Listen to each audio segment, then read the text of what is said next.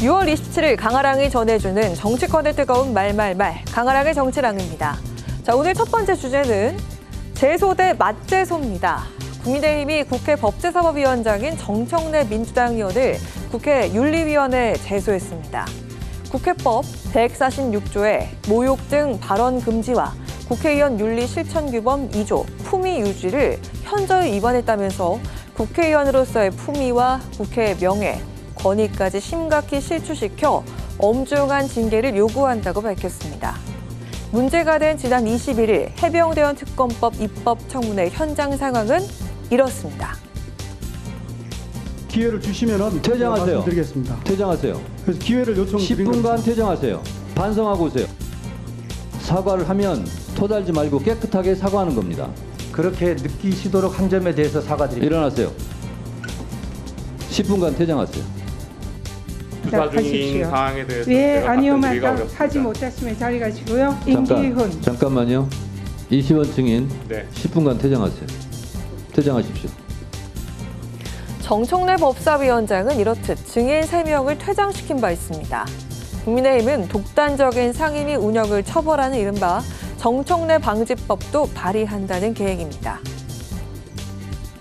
여러 가지 참으로 모욕적인 언행이 난무하였습니다. 이러한 식의 상임위원장이 모든 상임위를 독식하여 앞으로 의사 진행을 한다면 우리 국회는 역대 가장 그야말로 국민의 지탄을 받는 국회가 되지 않을 수 없습니다.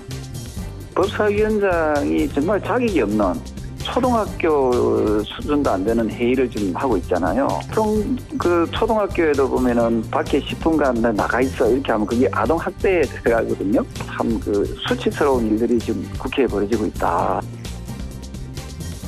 정청래 법사위원장은 어제 법사위에서 유상범 국민의힘 의원과 간사 선임 문제를 놓고 설전을 벌인 점에 대해서 의사진행 방해에 대해 윤리위 제소 검토 및 국회 선진화법, 즉 퇴거 불응죄로 고발할지도 검토할 것이라면서 사과하지 않으면 앞으로 뜨거운 맛을 보여주겠다고 경고했습니다. 바로 이 장면입니다.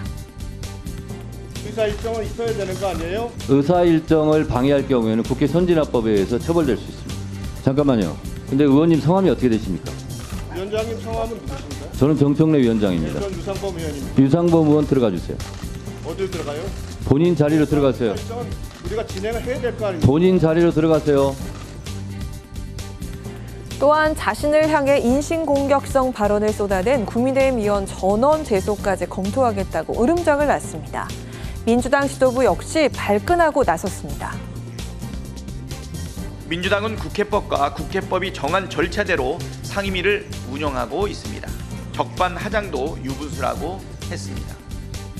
분풀이용으로 윤리 제소를 결정한 것 같습니다. 빨간불에 길을 건너지 말라고 주의를 주니 오히려 협박했다고 화를 내는 꼴입니다.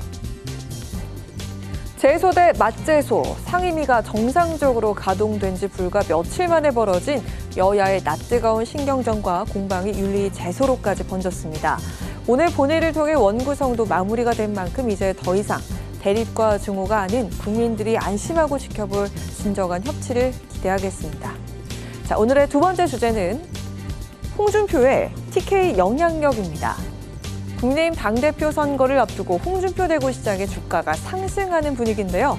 보수의 심장, 대구의 리더인 만큼 대구 경북 당원들의 표심에 상당한 영향력을 미칠 것이라는 판단 때문입니다.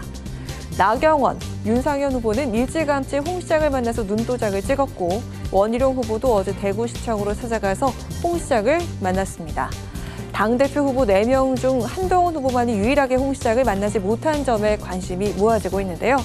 한동훈 후보 측이 2차례 이상 만남을 원하는 의사를 전했지만 이에 홍 시장이 만날 이유가 없다면서 재차 거부한 것으로 전해지고 있습니다. 지금 당대표 하겠다면 우리 홍준표 대표하고 척지고 이런 상태로 당대표 할 수 있겠습니까? 먼저 다가가서 풀어야 됩니다. 홍준표 그 시장을 배신하고 간 사람들을 시켜가지고 전화로 틱틱거려가지고 이거 무슨 검찰에서 소환하듯이 몸을 낮추고 정성을 다해야 되는 겁니다. 하지만 홍준표 대구시장이 한동훈 후보를 향한 공격이 너무 지나친 게 아니냐는 당내 지적의 목소리도 이어지고 있습니다. 우리의 적은 바깥에 있고 네. 우리나라 내에서도 거대 야당과 싸워야 되는데 예. 우리 이 작은 소수 여당이 내부에서 이렇게 서로 싸우는 게 맞느냐, 심한 인신공격성 발언 네. 이런 것들도 좀 자제했으면 합니다. 정치를 잘 못 배웠다고 하시잖아요. 그럼에도 불구하고 이제 한동훈 후보가 상대적으로 지지율이 높게 나오는 것에 대해서는 여당도 반성해야 될 지점이 있지 않나 생각합니다. 홍 시장이 한동훈 후보를 노골적으로 밀어내는 것을 두고 자기 대권 잠룡으로 꼽히는 외부 출신 한 후보를 견제하려는 의도라는 해석도 나오고 있습니다. 홍 시장의 이 같은 행보가 전당대회 판세에 과연 어느 정도 영향을 미칠지 귀추가 주목됩니다. 지금까지 강하락의 정치랑이었습니다.